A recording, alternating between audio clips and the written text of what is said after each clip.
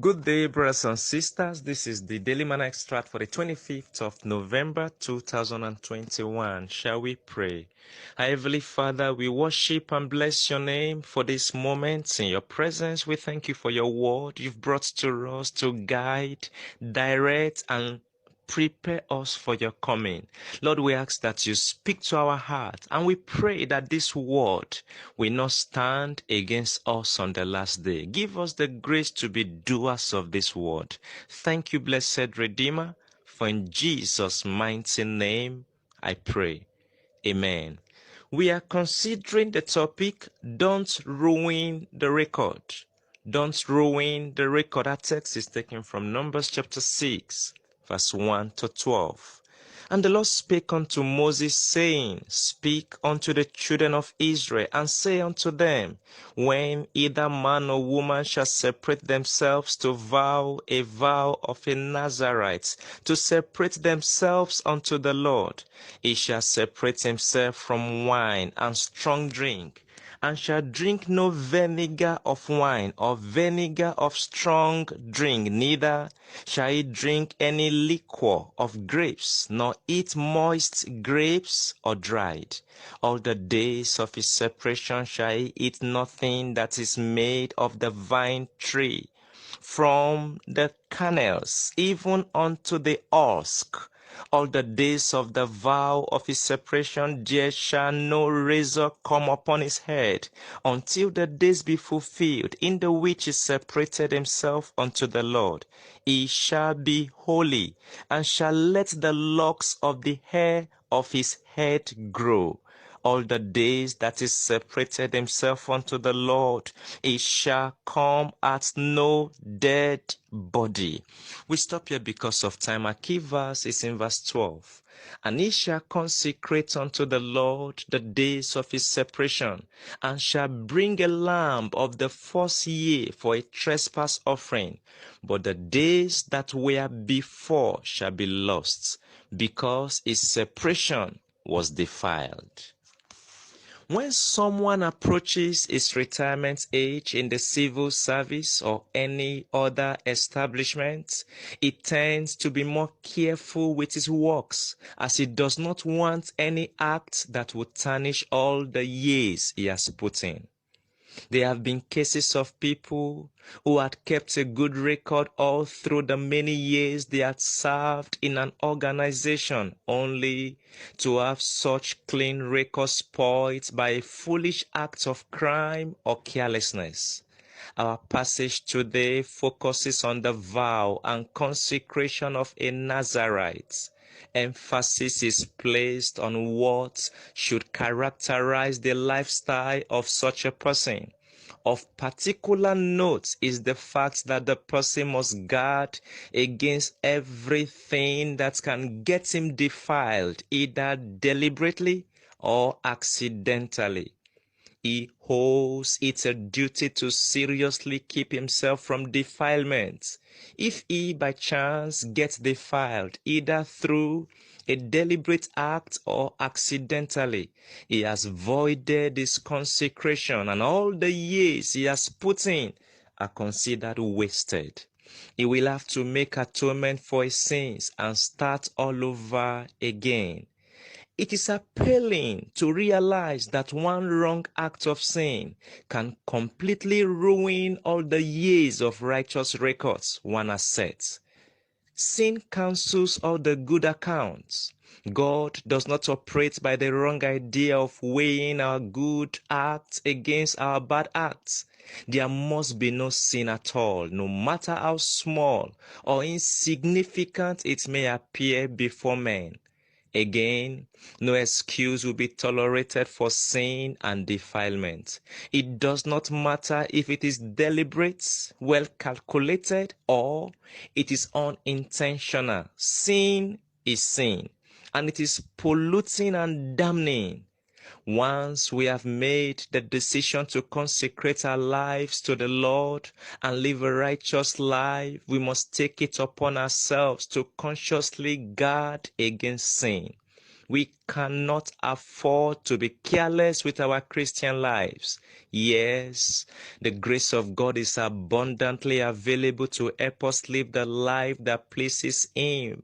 But grace does not absolve us from our personal responsibilities. We must see to it that we are watchful at all times. Thought for the day. Don't waste your years of consecration by an act of sin. Amen.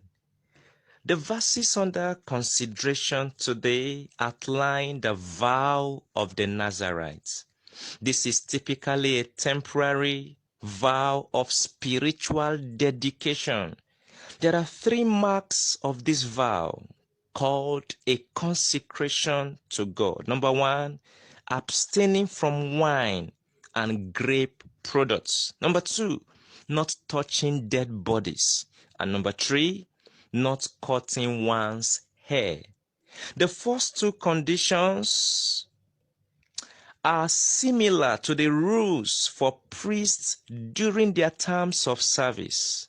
Wine would hinder the priest's vigilance. Leviticus chapter 10 verse 6 to 11 tells us that the priest, because of consecration to God, because of his vigilance as a priest, must not drink wine. And the high priest could not even enter the place where a relative's corpse lay, although the ordinary priest could attend to a close relative. Leviticus chapter 21, verse 1 to 4, and also verse 11. Uncut hair, however, is peculiar to the Nazarites and symbolizes his commitment to God. If the Nazarite vow is broken, for instance, if someone can't escape touching a dead body, the Nazarite must pay a penalty and start afresh. All the years of his consecration, all the years of his dedication, all the years of his work for God will amount to nothing. He have to start afresh. This is the reason why believers must be watchful, believers must be careful. After many years of dedication to God, after many years of working for God, after many years of our sacrifice to God, if we go back to the world, if we neglect the word of the Lord and go into sin, all the years of our consecration, all the years of your labor in the house of God. Maybe you've won many souls. Maybe you are known in that location as a man that have contributed greatly to the growth of the church there. Maybe through you, many souls have been added to the kingdom of God. Just one careless moment of sin, just one careless moment of defilement will make all the years you have worked for God, all the years of your consecration to be wasted. There is a song that said, wasted years, oh, how foolish. As you walk on in darkness and in fears, turn around. God is calling you from a life of wasted years. My brother, my sister, do you want to labor in vain? Do you want all your years of consecration to be ended by just one careless moment of sin? We've heard of cases where someone had kept himself from defilement. He has kept himself from sin. He had made up his mind, I will not go back to the world. I will not go back to sin. And just one careless visitation, just one careless moment of maybe I don't care attitude, just one careless moment made all the years of his stand for God, all the years of his consecration to be wasted. The Bible says, not everyone in Matthew chapter 7 verse 21 that saith unto me, Lord, Lord, shall enter into the kingdom of heaven, but he that doeth the will of my Father which is in heaven. Many will say to me in that day, Lord, Lord, have we not prophesied in thy name? and in thy name have cast out devils, and in thy name done many wonderful works. And then will I profess unto them, I never knew you. Depart from me, ye that walk in iniquity. That's why we must be watchful. That's why we must be careful. If we go into any form of defilement, you know what? In the mathematics of heaven, 70% is not enough. 80% is not enough. 95% is not enough. 99.9% is not enough.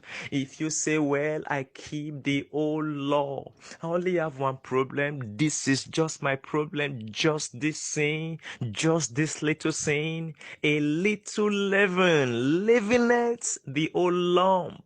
Whenever we allow, wherever we allow carelessness to come in, no matter how little, it spoil all the years of our consecration. And that's why we must be watchful. I must be watchful. We must pray daily. The Bible says, watch and pray that ye enter not into temptation. The spirit indeed is willing, but the flesh is weak. The Bible also says, walk in the spirit, and ye shall not fulfill the lusts of the flesh. There is a war going on between righteousness and unrighteousness. There's a war going on between light and darkness. There's a war going on between the spirit and the flesh. We must endeavor to fight with the Lord by our side so that we can be victorious over darkness, we can be victorious over the flesh, and we can be victorious over anything that is carnal and that is worldly. You know what? Sin is poisonous like a viper. Sin is cruel like a bear. Sin is destructive like a cankerworm. Sin is cunning like a fox. Sin devours like a lion.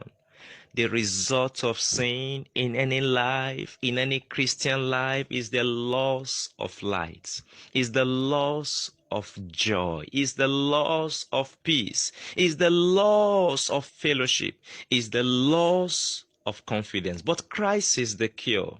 Just believe and be saved. If you are still there hearing the sound of my voice, and there are still little compromise in your life, little defilements in your life, you must run to the cross today before it becomes too late. Yes, the grace of God is abundantly available. Titus tells us, for the grace of God that bringeth salvation has appeared to all men. But grace is not a license for sin, is not a license for carelessness. It's teaching us that denying ungodliness and worldly lust, we should live soberly, righteously, and godly in this present world.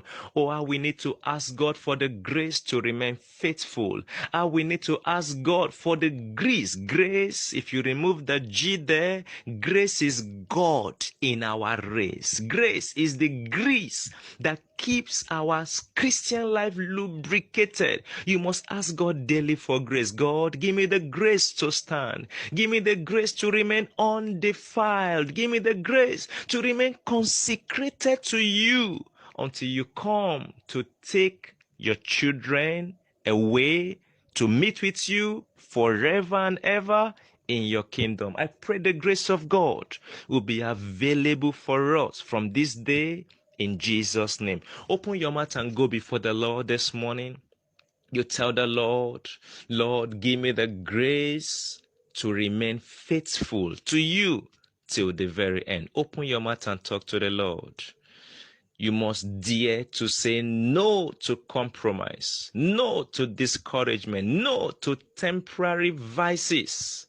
As you run the Christian race, defilement may be around you, but you must make up your mind and say, I will not get myself defiled. Others may, I cannot.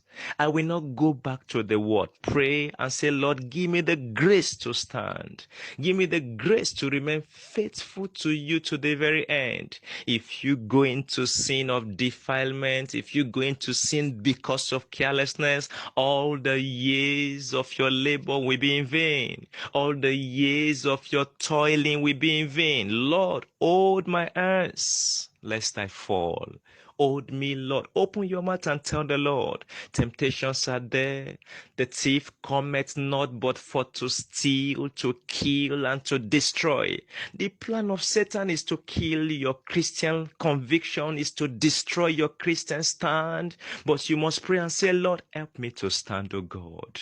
We are still in this world, and in this world, evil persists. In this world, there are iniquities around. But the Lord said, my grace is sufficient for thee. My grace is sufficient for thee. Open your mouth and pray. Lord, help me to stand. In Jesus' mighty name, we pray. Our Father, we thank you for your word. You say, therefore, my beloved brethren, be ye steadfast, unmovable, always abounding in the work of the Lord. For as much as ye know that your labor is not in vain in the Lord. Lord, how can we stand except you hold our hands? Hold us, Lord, lest we fall. Give us the conviction, give us the grace to remain faithful to you till the very end, that none of us will disappoint heaven. None of us will lose our reward in Jesus' name. Thank you, blessed Redeemer, because we believe you have answered. In Jesus' mighty name, we pray. Amen. The Lord bless you.